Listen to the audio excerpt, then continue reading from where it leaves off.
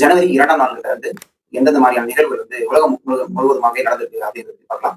ஜனவரி 2 அப்படின்னா 1492 வந்து கிரைனாடா அப்படிங்கிற நகரம் வந்து கிறிஸ்துவ மக்களால கைப்பற்றப்பட்டது. அதுக்கு முன்னாடி வந்து முஸ்லீம்ல 780 ஆண்டுகள் வந்து முஸ்லீம்களால ஆளப்பட்டிருந்த நாடு வந்து கிறிஸ்துவர்களால் கைப்பற்றப்பட்டது. அந்த வருடத்துல ஜனவரி 2 1971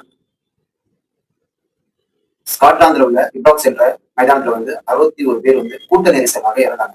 இது வந்து ஜனவரி 2 இபாக்ஸ் என்ற மைதானத்துல வந்து 61 பேர் கூட்ட நெரிசல்ல வந்து இறந்தாங்க.